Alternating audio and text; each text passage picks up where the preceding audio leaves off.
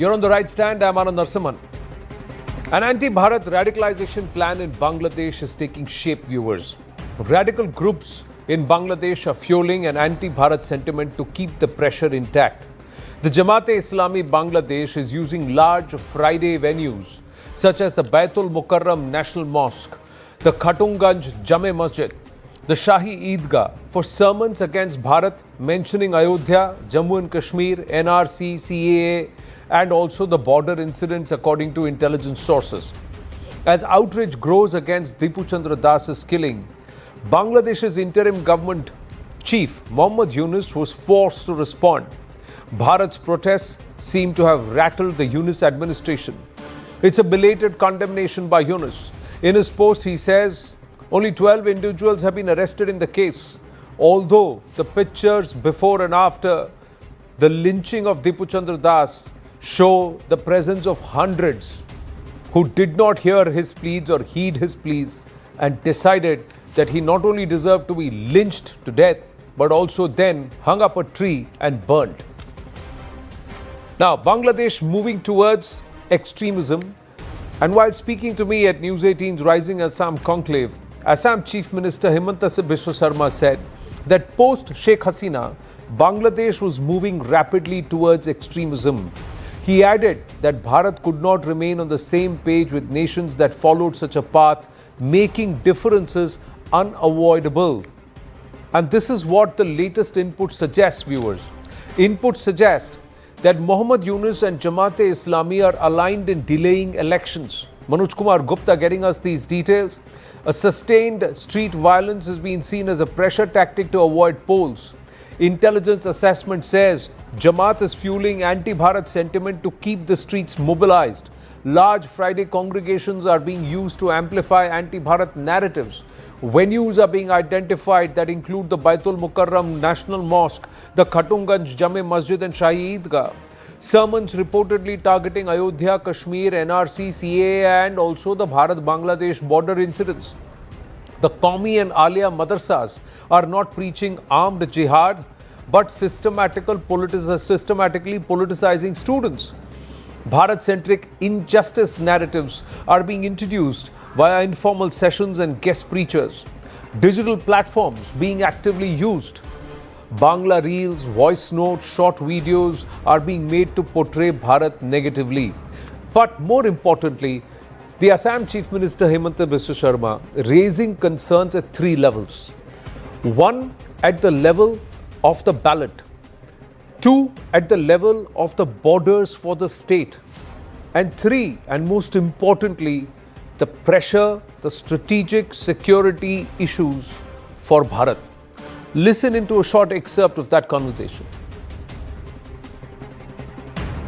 Post Hasina, Bangladesh जो एक fundamentalism का और बहुत स्पीड से आगे बढ़ रहा है.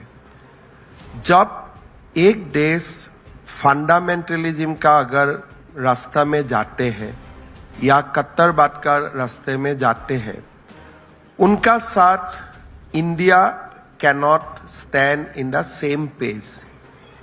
हमारा गैप हो जाते हैं. उन्होंने North East is connected to India through a chicken neck. So North East is legitimately belongs to Bangladesh. उन्होंने ये थोड़ा एक्सट्रीम लेवल तक चला गया. जो रास्ता में बांग्लादेश जा रहा है, मेरा लगता है कि it will take long time to reconcile with those elements. Well, we'd show you many parts and then layer this special episode of the Right Stand, viewers. Let's go across to our guests and then start with this entire aspect of the shifting nature of Bangladesh politics and its narrative against Bharat can also make or drive an irreversible wedge between the two nations in the post-Sheikh Hasina period. Ambassador Rajiv Dogra with us. Lieutenant General D.P. Pandey should be joining us any moment now. Gopal Agarwal should be joining us any moment now. Kamru Chaudhary with us. and Dr. Ranganathan also with us. My namaste, Jai Hind, Vande Mataram to everybody. Everybody has just magically appeared on the screen at the right time, on cue. So thank you very, very much. My first question, I'll direct this to Ambassador Rajiv Dogra. And gents, this is sensitive at various levels. So there is the ballot aspect which we'll come towards at the last. But first start with Bharat, and then of course what's going to happen within Assam and its borders. This chicken neck issue now stares us in the face. He's looked at the past, he's blamed the Congress's appeasement politics, Indira Gandhi's lack of political will, not just on our western side but also on the eastern side, where she could have asked for 22 kilometers more and ensured that this neck was never going to be wrung, and a land swap in such a way that Bharat's strategic interest was secured. That did not happen. He mentioned that too. But Ambassador Rajiv Dogra, in this current situation, when Mohammad Yunus tends to make an open play like this, what does that mean? And especially that area right now that is being highlighted on our screens is seeing a huge influx of illegals. And they seem to be trying to squeeze this neck on both sides. Well, Anand, I'm glad you started with this issue because this is not going to leave us. One can look at it in two ways. One, to say that this too shall pass. When it does not pass, then 20 years hence, someone else would be debating on your channel and saying that we wish it had been tackled differently. So it is time now to tackle it differently, because when head of a government is openly suggesting the division of a neighboring country, then we have to sit up and take notice. Second, Yunus started by trying to appeal to the wider world that he's a man of peace, he won the Nobel Prize, so he's different. But his actions betrayed him all along over the last many months. He's a fundamentalist, he's a collaborator, and he's an active participant in what is happening in the streets of Bangladesh. And as you outlined, that it is a whole of the nation approach. Otherwise, videos wouldn't have been circulating. Otherwise, the Friday mosques would not have instigated demonstrations, nor would the lynching have taken place in the manner it has done. So, what do? We have to then inform the world, as we did in 1971. We also have to put Bangladesh on notice that these are our red lines and they should not be crossed. But at the same time, we have to think hard about what to do with the chicken's neck. Because Bangladesh is not alone in this game. Right. Bangladesh has the full backing of ISI, meaning Pakistan as such, and also indirect backing of China. Who knows what might happen in case of a flare-up? So I think the earlier we show our determination in a practical, on the ground level way, the better it is for India and its security interests. Right. Now, just before I open up this conversation further, and we'll stay on this aspect, there is another aspect that the Chief Minister, Assam Chief Minister Himanta Biswa Sarma touched upon while he spoke at length, and bada khulke, unfiltered conversation it was. He said, he described this entire Siliguri corridor, often called the chicken's neck, as Bharat's biggest strategic concern. He said that the time for diplomacy was running out and that a permanent cure for the crisis in the neighboring country was possible only through surgery. Now, speaking on this at the Rising Assam Conclave, Himanta Biswa Sarma warned that the current situation posed serious risks, especially for Bharat's northeast. Listen in. एक बांग्लादेश जैसा देश भी हमें धमकी देते हैं chicken neck को लेके। जेएनयू में जो देशद्रोही खड़ा होते हैं वो लोग भी हमकी धमकी देते हैं चिकन नेक के लिए। तो मैं तो भारत सरकार से दरखास्त करूंगा, कभी ना कभी या बल से या डिप्लोमेसी से हमें और 20-22 किलोमीटर जमीन हमें लेना है और ये चिकन नेक का क्वेश्चन से हमें नॉर्थ ईस्ट को बाहर करना है। मेरा लगता है कि बांग्लादेश ज्यादा चिकन नेक का बात बोलेगा तो चिकन नेक हम रिप्लेस कर दूंगा। Now, replacing it is not so easy, but as he is red flagged the issue on illegals. Now, you see that corridor is a very narrow corridor, viewers, and on both sides there is a lot of illegal settlement. One side is Bangladesh, but from the other side, the Nepal side also, there is a huge settlement of illegals who are actually encroaching into Bharat's territory and slowly trying to squeeze that neck. Now, this is what CNN News 18 had actually reported, that the Bangladesh crisis exploited for fresh Rohingya infiltration. 30,000 to 40,000 Rohingya are entering Bharat. The numbers are under scrutiny. Jammu and Kashmir projected as a symbol of Muslim persecution, emotional mobilization that is being spread beyond the Jammu and Kashmir valley itself. Porous eastern routes facilitating illegal movement and also reduced surveillance near camps and borders. So this is where the concern now amplifies itself. General Pandey? Yeah, I think this is why I like this Chief Minister of Assam. He doesn't mince his words ever, and he's quite straightforward. While being from military, I'll not get into the political realm.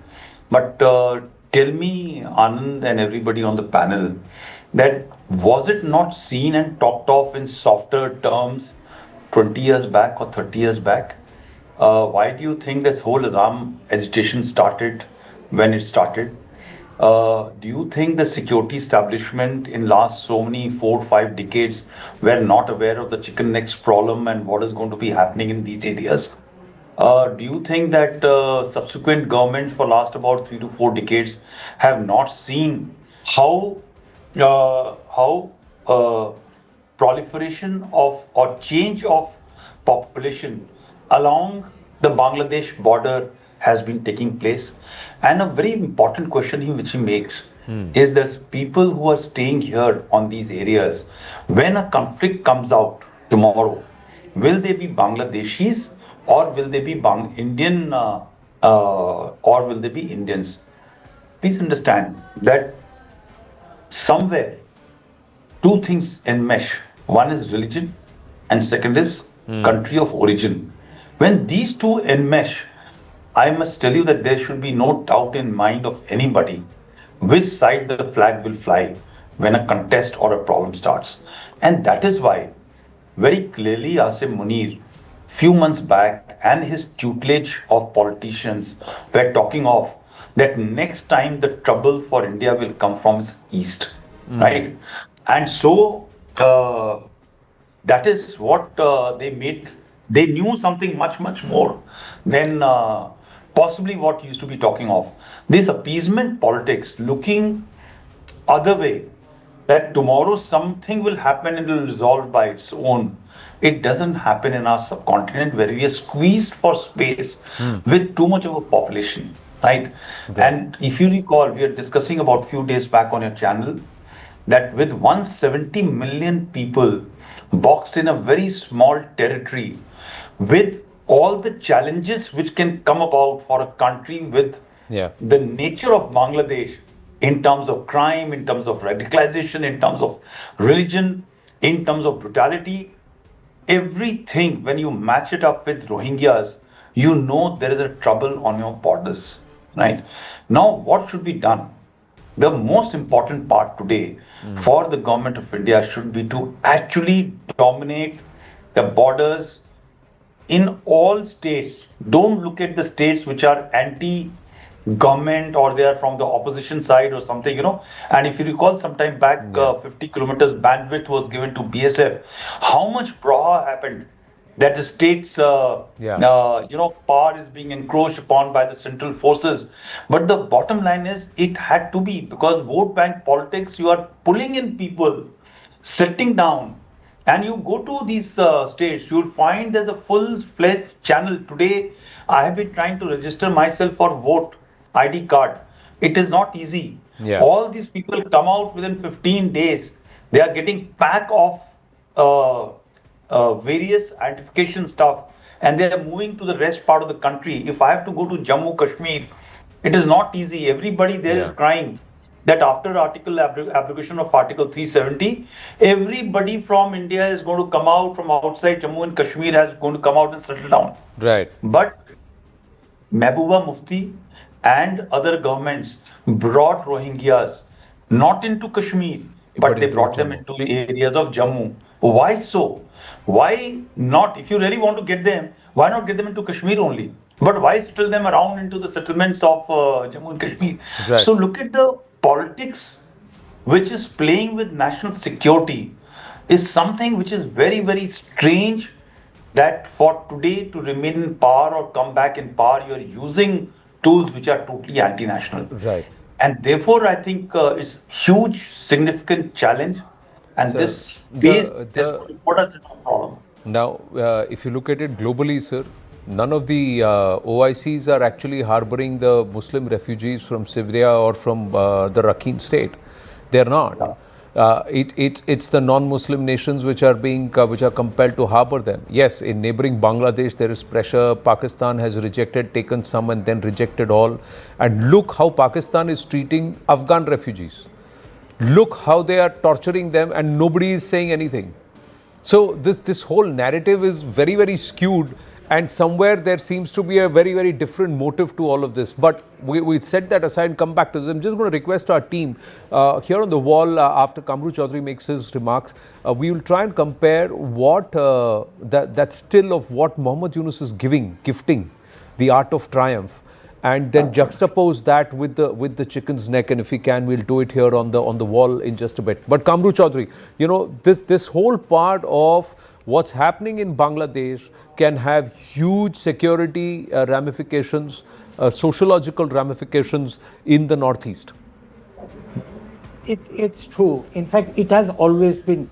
Whatever happens across the border, Indians are always affected, particularly those living in Assam, Tripura, Bengal, or parts of North Bengal, rather I can say that.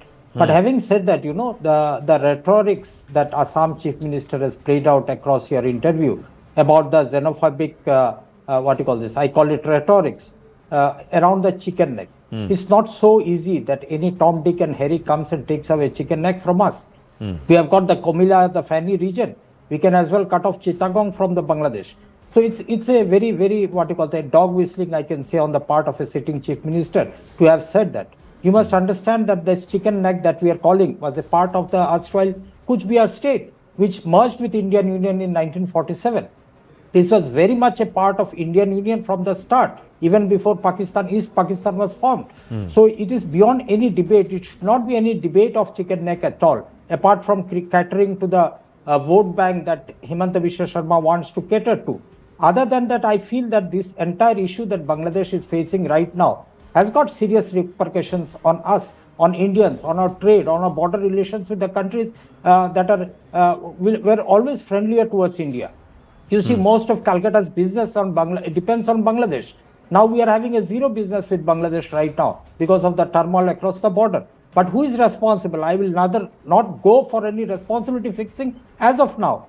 But I feel as an Indian, as a Bengali Indian living in Kolkata, that our relation with Bangladesh should have been handled much better by the union government. Somewhere or the other, I feel that our foreign policy relations with the present Yunus government, impressing upon Yunus to rein in the fundamentals of Bangladesh, fundamentalists of Bangladesh, did not materialize properly. Yeah, what was the action? Are you there? Sorry, I'm just, please continue. But the point is, you cannot teach a wolf to behave like a cow, sir. Yeah, he's holding, look at this picture we've cut here. Look at this picture. He is gifting the Art of Triumph article with the greater Bangladesh, which has parts of Assam, parts of Tripura, parts of Meghalaya, parts of Bengal, and parts of Nepal as part of a greater Bangladesh. This greater Bangladesh is a radical Islamist Razakarish narrative that he is endorsing while he is presenting it to the Pakis. That's what he is doing, Kamru Chaudhary. How do you talk logic or reason to him? He's not even an elected guy. He's not even a Bangladeshi citizen anymore. Please understand, he's not even a Bangladeshi citizen. He's got two passports, a US and a French passport. He's not even a Bangladeshi national. I understand. Anand, one thing you must understand, radicals, if Yunus is, he's handing out a map to the Pakistani general out here, which defies any logic. Same way, there are morons within India who have been circulating Akhand Bharat, including even up to Afghanistan, even up to Myanmar. So you need to speak No, logic no, no. across Are you both the sides of the comparing? border. Are you comparing the interim advisor of Bangladesh, who's sitting there in power, positioned by the West, propped up by the West, who can take policy decisions and who's engaging on issues of economy, national security, and also domestic politics, with certain groups and organizations in Bharat? What comparisons are you making, Kamru Chaudhary? Please, I credit you with more Anand, intelligence I on mean- this, sir. No, Anand, He's one of the I know richest you- men in the world. He has appropriated the entire microcredit narrative, acquired, used the people, Grameen people, the rural people, and the people's money and the state's money to create assets worth $3-4 billion across the world with large shareholdings. This person has no credibility. Yes, how can Bharat engage with someone like this person? He's not even an elected member. He can't even fight an election, come here as an elected member. So what logic is this, is where I'm going to pause. Just quickly, Gopal Krishna Agarwal, let's look at that, look at what he has said. Opens up a huge possibility for Bangladesh. Yunus provoked Bharat on the northeast. This is what Yunus said. Why did he say this? Then, what else did he say? Seven Sisters, a landlocked region is what he called them. He has the gumption to say this. Gopal Krishna Agarwal. Seven Sisters have no way to reach the ocean is what he says. I think what Himanta Sarma said in your interview with you, that is very important. And these are important points that we should all consider. That if we talk of softly to the people who at present are not conducive to national interest, we are going to see in future what we missed in 1971. That was an important point narrative that he gave. That in 1971, there was a clear-cut chance then to get the thing sorted out. Neither it was done in the West Pakistan or not was done in the Bangladesh side of Eastern Pakistan. The same thing, the which Mr. Chaudhary was talking about, the same softness, we should deal with them. These are not the way. If you create narratives of this kind, these create weakness in the country. We have to understand that our strategic interests are very important. We have to first identify them and then create narrative around it. Then only political or diplomatic solutions can come. If we ourselves equate this kind of narratives which Mr. Chaudhary is doing, that itself means that they don't have any response, or they have no look towards what national interest is. First, Mr. Chaudhary, you should analyze what Mr. Himanta Biswa Sarma was saying. 40% of population of Assam is of Bangladesh origin. Why do you forget that? Then there are international countries which are not conducive to Indian interests. And even in our domestical situations also, like in JNU, there are people who are talking about chicken neck. What they have told, I will not repeat here. But the issue is very clear that the pressure point of chicken neck is creating a weakness in our position. We should strongly stand what are we doing national about that? I'm interest just getting up mid conversation, Gopal Krishna Agarwal ji, because look at what he's shown here. Now this whole map, if we were to understand this, if we were to see this and map it with the current geographical position, look at that. They're saying they want to stretch this further, so take out this portion of this region of North Bengal, merge this and stretch themselves here and further extend themselves here in Assam and also portions of Meghalaya and Tripura. So this is the entire greater Bangladesh narrative that they want to lock this entire portion. They want to lock this portion, cut this off, and this is a larger gameplay. One, the Pakistanis want revenge for 1971.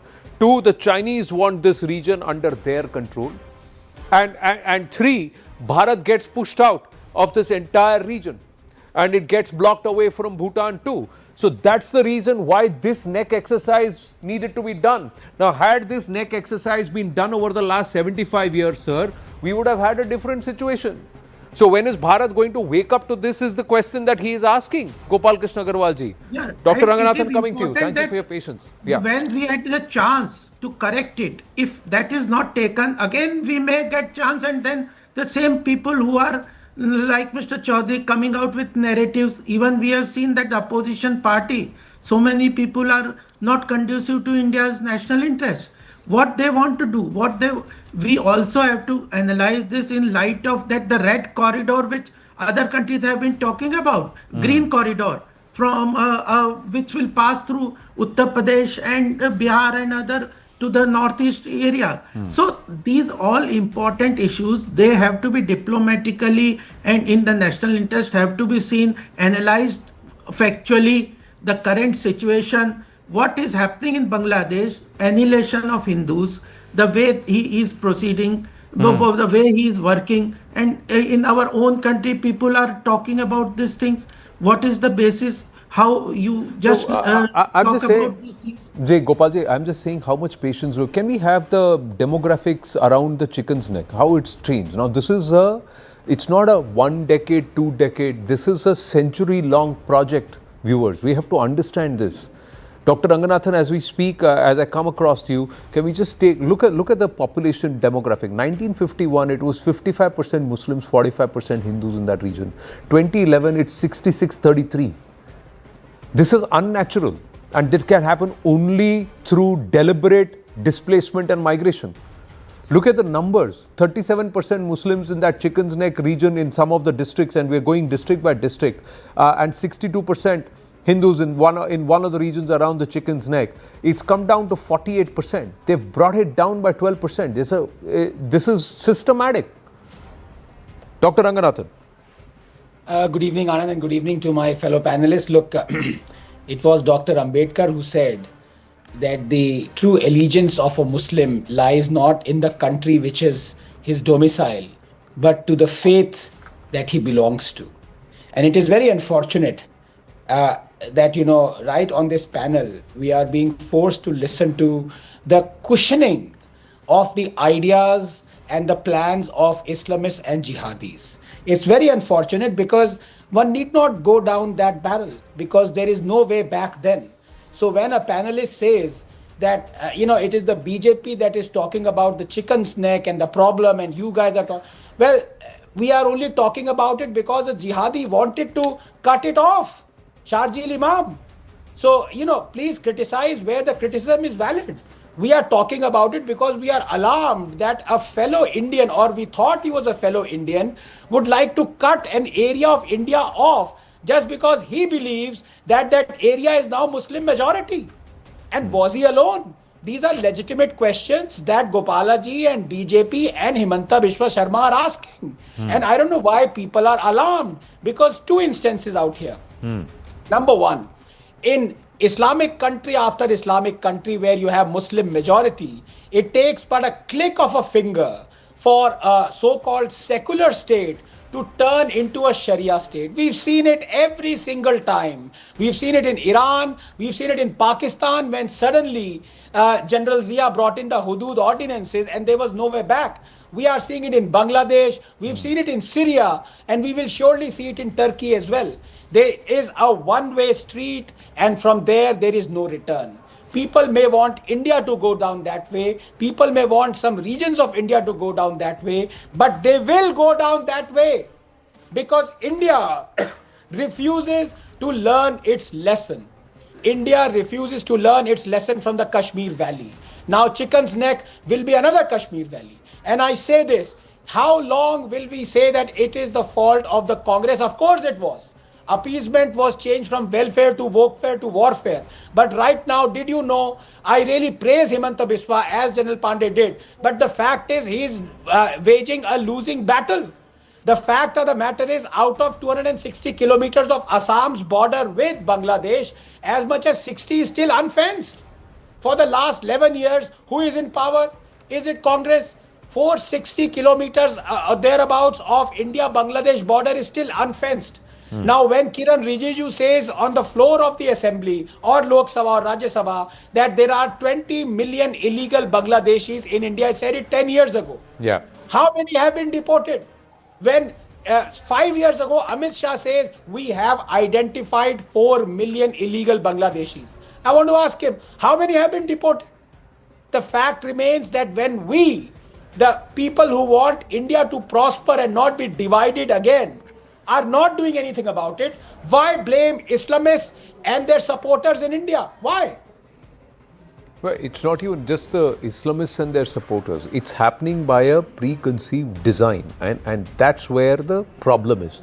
Kamru Chaudhary wants to respond, and then we'll just take this forward and come back to all our guests. Yes, Kamru Chaudhary. No, basically the topic of debate is not around the chicken's neck, as I'm made to believe.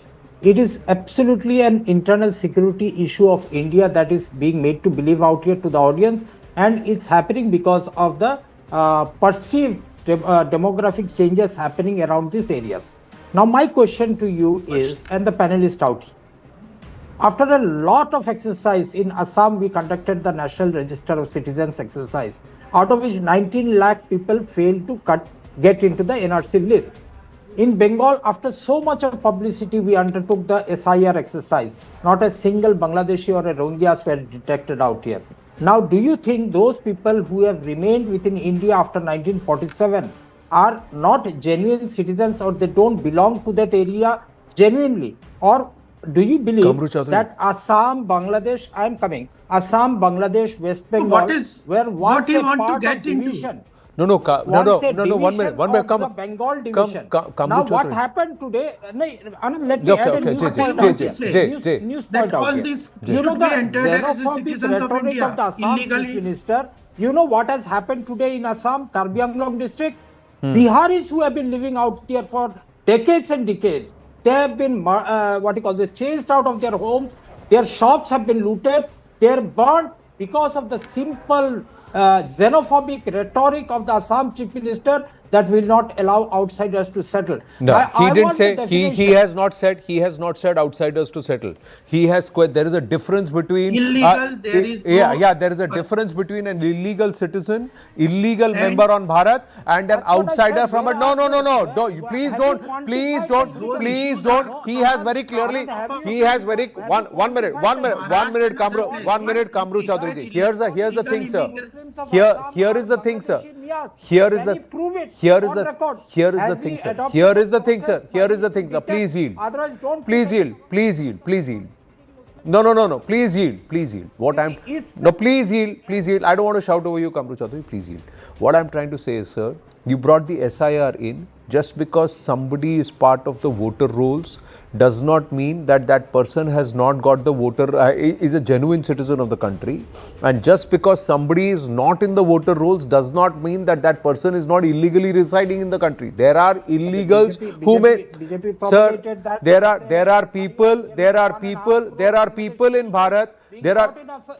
Please let me complete. There are people in Bharat who have the relevant papers for them to survive in this country, not necessarily that they will participate in the voting pattern. They may continue to reside in this country and not vote. So that is illegals. The other thing is, sir, let's not look away and say that there is no problem of illegals in our country, and especially in Assam, West Bengal and the bordering countries. That problem is staring with us 5,000 kilometers to 3,000 kilometers away from the border, even on the back door, even at my back door here in Noida. So there have been the drives and there have been illegals and bastis have been emptied. So there is a reality. But there is another aspect, dimension to this, and let's bring that forward. This is what Himanta Biswa Sarma said, and one of our panelists alluded to it. He flagged the demographic concerns and also where will the allegiance lie. He claimed that nearly 40% of Assam's population currently has Bangladeshi origin compared to just 10 to 15% at the time of independence. He described the situation as living on a powder keg. Listen to what he had to say, then we'll take it forward. Now, आपने बोला Bangladeshi visa रद्द कर दिया, तो बांग्लादेश कौन जाते हैं? वही लोग जाते हैं. मेरे लिए तो फर्क नहीं पड़ता है बांग्लादेश का वीसा हम मिले या ना मिले. तो why so much Bangladeshi visa is in demand in India?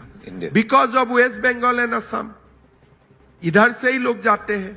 आज 75 years, 76 years का बाद ये नैरेटिव हम दोबारा सुन रहा हूं. एंड आज भी मैंने सुबह मीडिया का सामने बोल रहा था, we are in a very awkward situation. आज असम का nearly 40% people are Bangladeshi. Now लोग बोलेगा कैसे बांग्लादेशी हो? They have been legitimised as Indian कि आपने 71 का आगे आया है, पीछे आया है.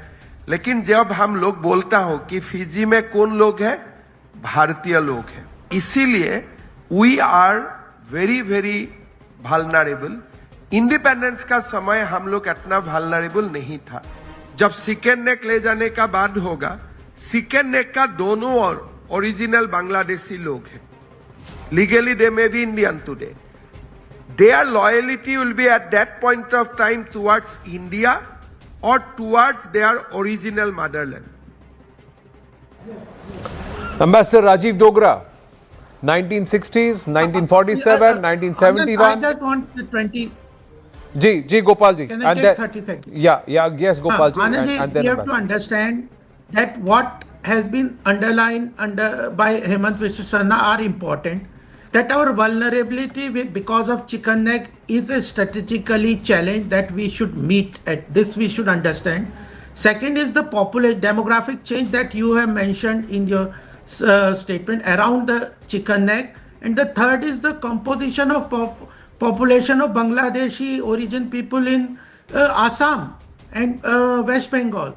So these are important strategic issues which created a vulnerability and challenge for our national interest and security. So we should underline them and come out with what may be the solution. That is different thing. It is for government to decide. But at least in the narrative part, we should understand this and come out with a consensus on three important issues that he has underlined.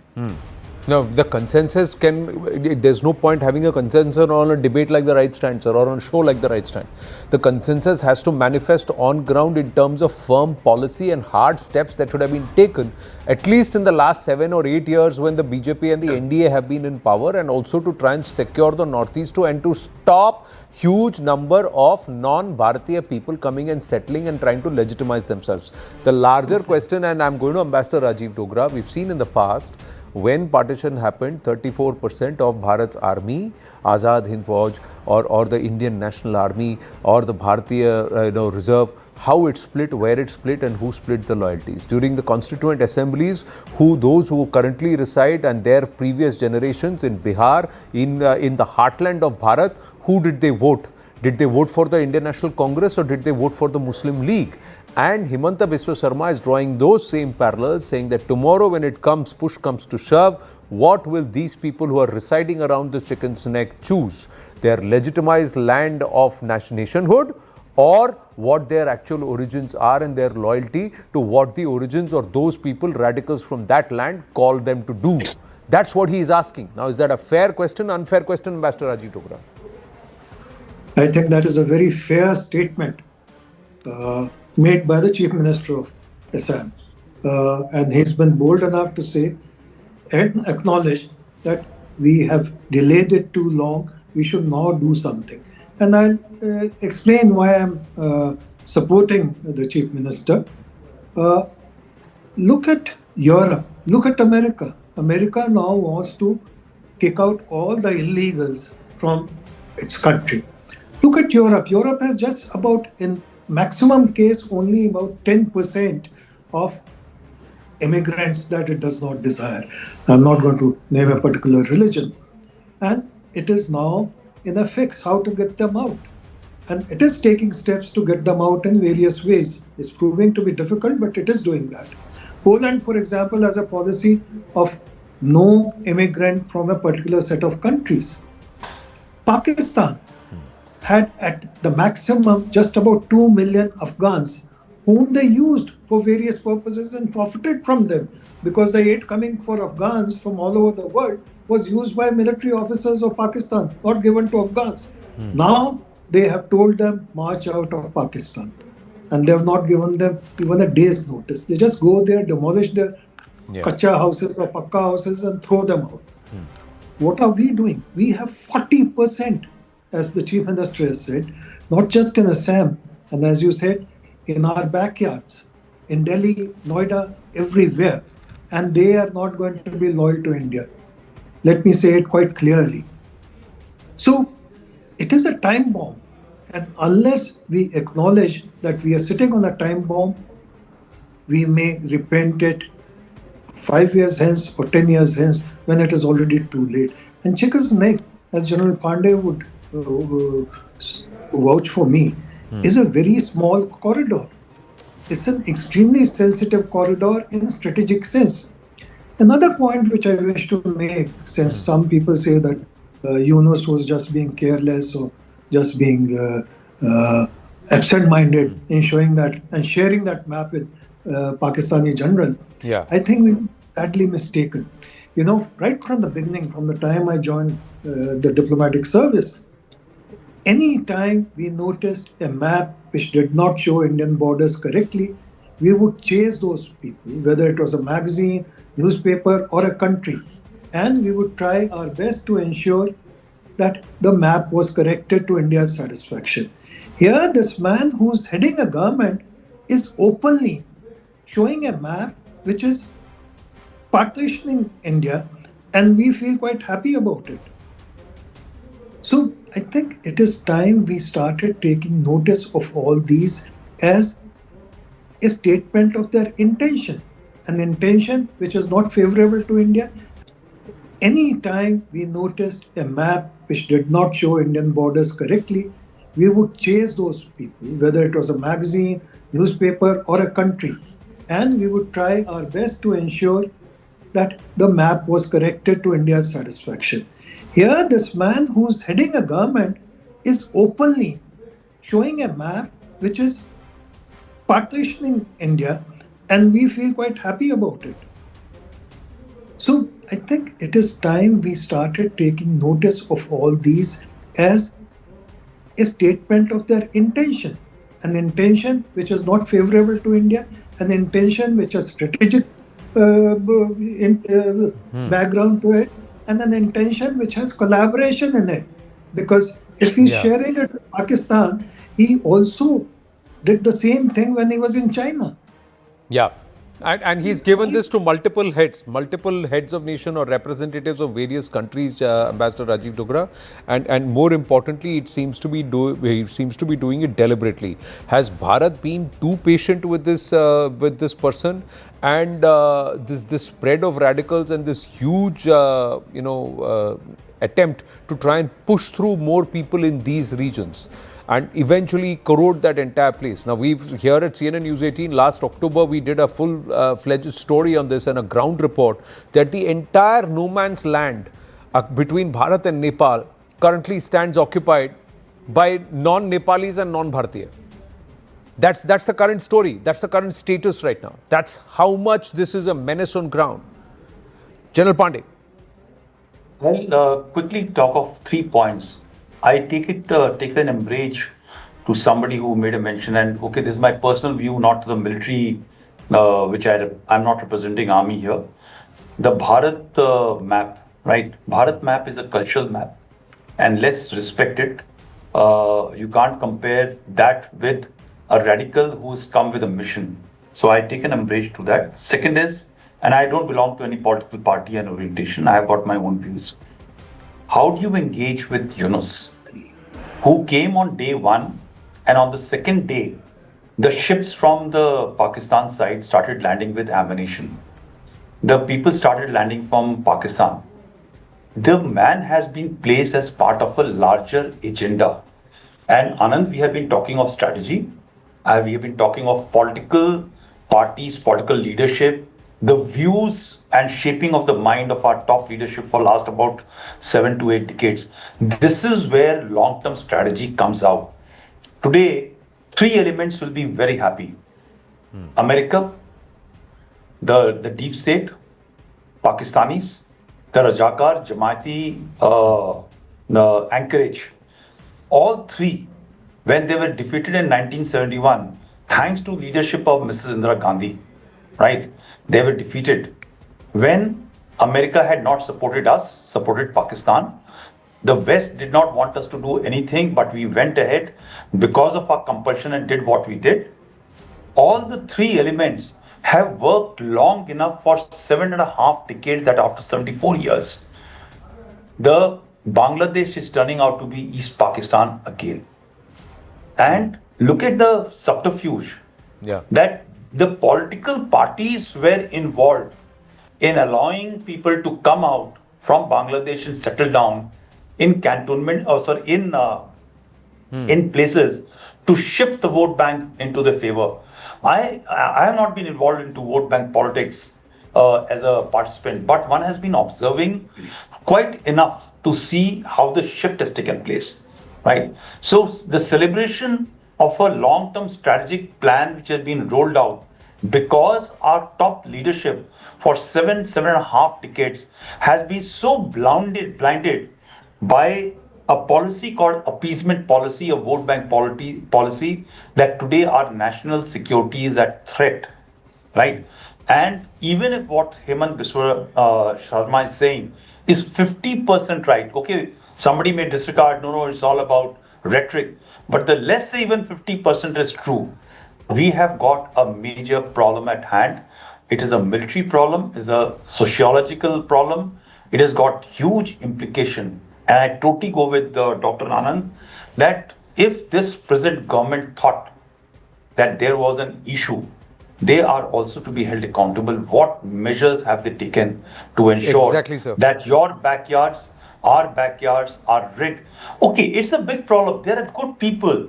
Everybody is nice. The Western countries who have been so philosophical, philanthropic, who have been trying to educate us about migration, job, people have to move, fairness of the system. Today, everybody is trying to throw those people out, right? Not one Palestinian has been taken over by the South Africans who went to International Court of Justice to put Israel onto dock, right? None of the countries have been able to take this thing.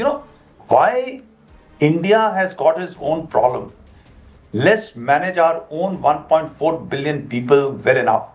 Thereafter, we can start. It is better to give them rice and everything, but let the problem be confined to a geographical entity rather than trying to bring problem back into our place, because they are not going to assimilate in your cultural milieu. Wherever they will get together, they will try and change your cultural orientation to follow their ethos, the way they are doing to Europe, the way they are doing to America, they are doing to other places. Right. What has the government done is a very fair question, and it's more than a decade now. It's not 2 or 3 years, it's 12 years now. We'll come back to the final leg of the conversation with just another part where we'll try and bring it in closer to the ballot. Does this 2026 ballot become so much more crucial given the challenges that are presenting themselves around us? That's the part, and where Himanta Biswa Sarma claimed that the Congress policies around partition for the current problems. He said that if a referendum had been held, Hindus in Bangladesh would have chosen Bharat. Instead, he claimed wrong decisions forced many unwilling people to remain in Pakistan, then known as East Pakistan, creating long-term demographic and security challenges. And today, going forward, he says that if there were the census data, if it comes out in 2028, one will not be surprised if the Assam population is 50-50. And in the near future, Hindus may be a minority in Assam. That's what he said in this conversation. Listen in. Congress ने जैसे doctor Ambedkar, Sardar Vallabh भाई पटेल, एक issue थे कि late all Muslim goes to Bangladesh or so-called Pakistan, and all Hindus comes to India. But वो नहीं हुआ. So many reluctant people, they have been forced to stay in Pakistan because of wrong Congress politics. We could have saved crores of Hindu.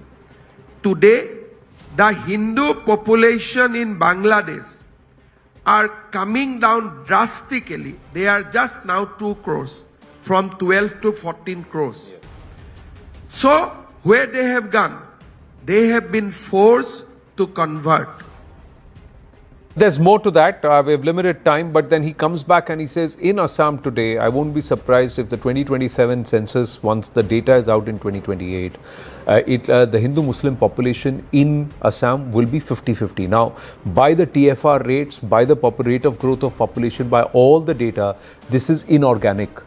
This is unnatural. That means this is not the local indigenous population of Assam. He's very clearly said that I have no problems with the traditional indigenous Assamese Muslims. That's not the problem. The problem is those who are not from Assam, not from Bharat. Yes, Gopal Krishna Agarwal. This is the biggest problem. Anand, I just want to say that the BJP's position has very well been articulated by Mr. Himanta Biswa Sarma. All the points that he has mentioned in the interview, they are very well clearly mentions what is the BJP's position and thinking and idea on these issues. But I also would like to say here is that there is an issue in India about the political cover and the intellectual cover to such kind of narratives which are not conducive to India's interest are being created, and which creates problem in a democratic setup and the diplomatic levels. When we also, I would like to mention here is when we credit Indira Gandhi ji for 1971 partition of Pakistan and liberation of Bangladesh, we also have to understand that there are situations that was the time where we could have done this. It was more than 90,000 soldiers from the Pakistan which had surrendered. It could have been bargained.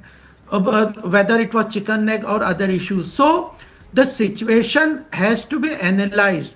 It is not that at a time of peace or anything, unless we have that situation created, we can create, now act on that.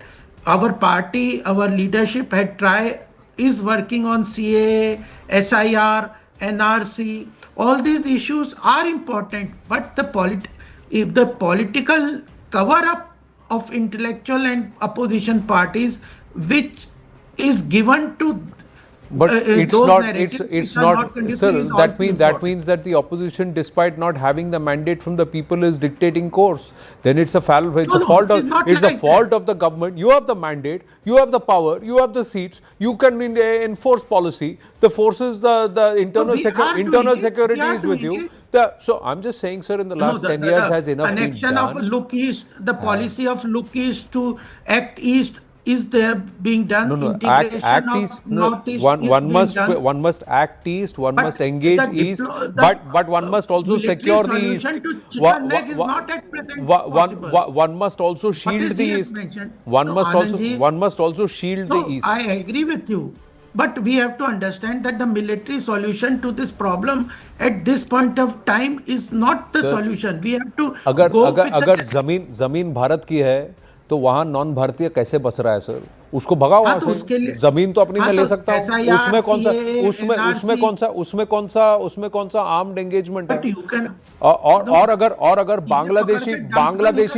Bangladeshi border reserve अपने ही देश के लोगों को अपने देश के अंदर आते हुए गोली मार रहे तो वो मारे। It's not my concern.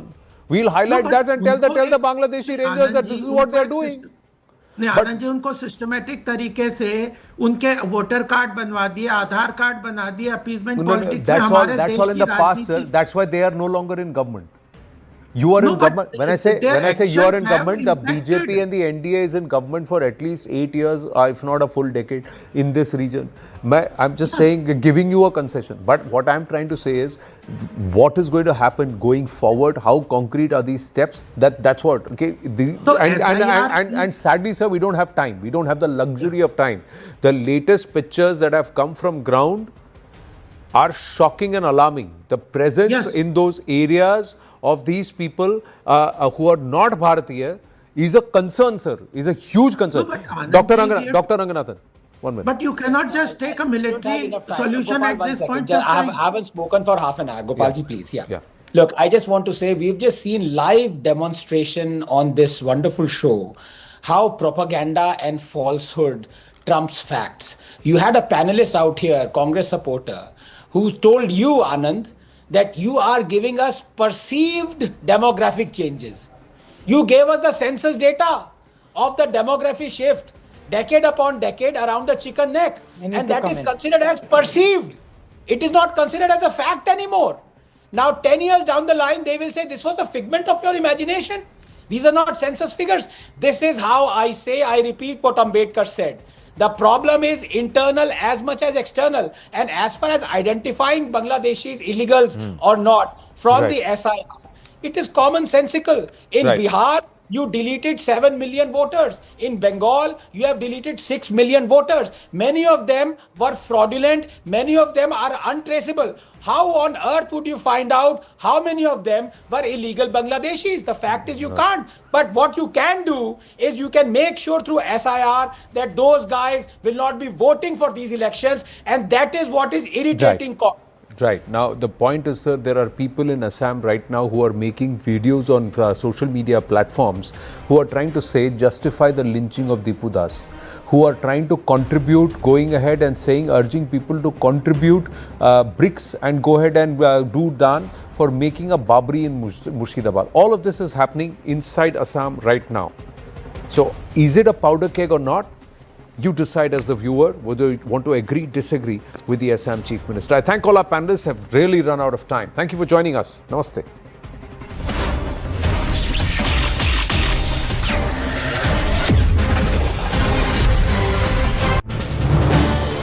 This is News 18 Network, India's largest news network.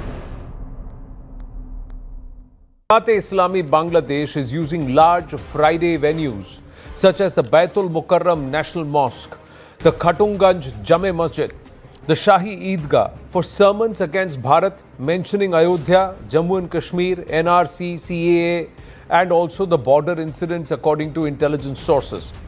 As outrage grows against Dipu Chandra Das's killing, Bangladesh's interim government chief, Mohammad Yunus, was forced to respond. Bharat's protests seem to have rattled the Yunus administration. It's a belated condemnation by Yunus. In his post, he says only 12 individuals have been arrested in the case, although the pictures before and after the lynching of Dipu Chandra Das show the presence of hundreds who did not hear his pleas or heed his pleas and decided that he not only deserved to be lynched to death, but also then hung up a tree and burned. Now, Bangladesh moving towards extremism. And while speaking to me at News 18's Rising Assam Conclave, Assam Chief Minister Himanta Biswa Sarma said that post Sheikh Hasina, Bangladesh was moving rapidly towards extremism. He added that Bharat could not remain on the same page with nations that followed such a path, making differences unavoidable. And this is what the latest input suggests, viewers. Input suggests that Mohammad Yunus and Jamaat-e-Islami are aligned in delaying elections. Manoj Kumar Gupta getting us these details. A sustained street violence has been seen as a pressure tactic to avoid polls. Intelligence assessment says Jamaat is fueling anti-Bharat sentiment to keep the streets mobilized. Large Friday congregations are being used to amplify anti-Bharat narratives. Venues are being identified that include the Baitul Mukarram National Mosque, the Khatunganj Jame Masjid and Shahi Eidgah. Sermons reportedly targeting Ayodhya, Kashmir, NRC, CAA and also the Bharat-Bangladesh border incidents. The Qawmi and Alia Madrasas are not preaching armed jihad, but systematically politicizing students. Bharat-centric injustice narratives are being introduced via informal sessions and guest preachers. Digital platforms being actively used. Bangla reels, voice notes, short videos are being made to portray Bharat negatively. But more importantly, the Assam Chief Minister Himanta Biswa Sarma raising concerns at three levels. One, at the level of the ballot. Two, at the level of the borders for the state. And three, and most importantly, the pressure, the strategic security issues for Bharat. Listen into a short excerpt of that conversation. Post Hasina, Bangladesh जो एक fundamentalism का और बहुत speed से आगे बढ़ रहा है. जब एक देश फंडामेंटलिज्म का अगर रास्ता में जाते हैं या कट्टरवाद का रास्ते में जाते हैं, उनका साथ India cannot stand in the same page. हमारा गैप हो जाते हैं। उन्होंने North East is connected to India through a chicken neck, so North East is legitimately belongs to Bangladesh. उन्होंने ये थोड़ा एक्सट्रीम लेवल तक चला गया। जो रास्ता में बांग्लादेश जा रहा है, मेरा लगता है कि it will take long time to reconcile with those elements. Well, we'd show you many parts and then layer this special episode of the Right Stand, viewers. Let's go across to our guests and then start with this entire aspect of the shifting nature of Bangladesh politics and its narrative against Bharat can also make or drive an irreversible wedge between the two nations in the post-Sheikh Hasina period. Ambassador Rajiv Dogra with us. Lieutenant General D.P. Pandey should be joining us any moment now. Gopal Agarwal should be joining us any moment now. Kamru Chaudhary with us. And Dr. Ranganathan also with us. My namaste, Jayant, Vande Mataram to everybody. Everybody has just magically appeared on the screen at the right time, on cue. So thank you very much. My first question, I'll direct this to Ambassador Rajiv Dogra. And gents, this is sensitive at various levels. So there is the ballot aspect which we'll come towards at the last. But first start with Bharat and then of course what's going to happen within Assam and its borders. This chicken neck issue now stares us in the face. He's looked at the past.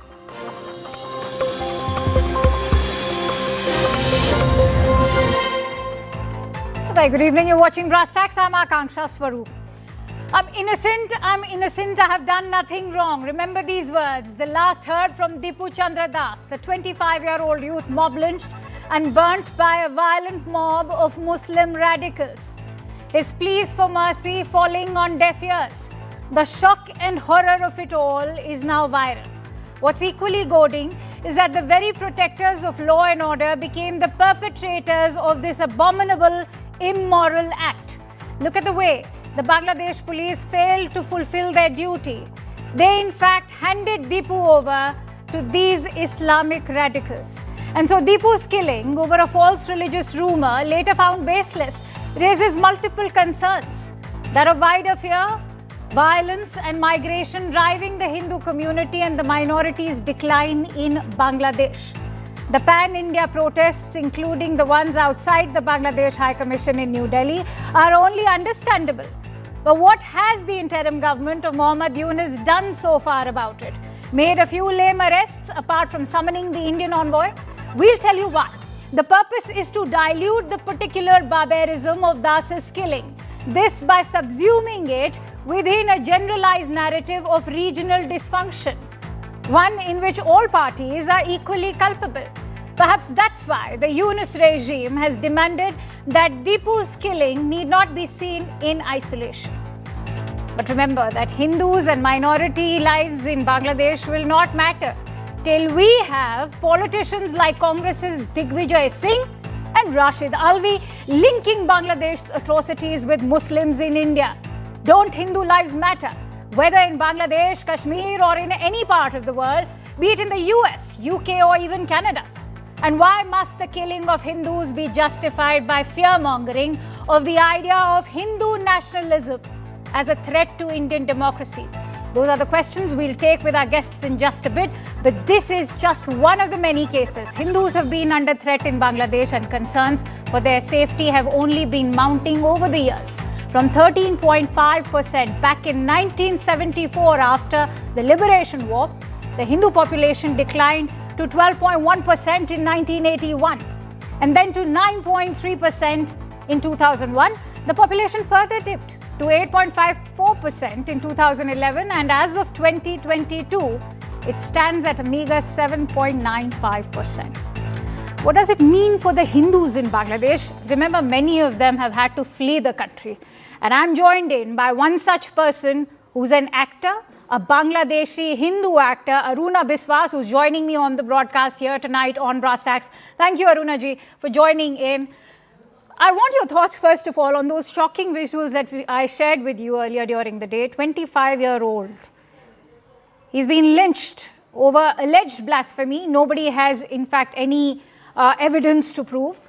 The crowd cheers on, and some have even filmed while his body was being hung and set on fire. You can see him in the video begging for his life, but the police that was meant to protect him have rather handed him over. The Yunus regime has stated that this incident can't be viewed in isolation. I'd like your thoughts. As a mother, actually, it's really hard to say and really hard to explain that one boy, he's very young, they lynch to him and then burn him. And he has, I think he has, they say he said something about their prophets, Hazrat Muhammad or something like that, but he doesn't say anything else about, because he got the job, and for the garments factory he was the manager, I think. So they was mad, and they were very brutally to kill him, beat him, and the lynching him, and then they fire him and burn him. Like, I know,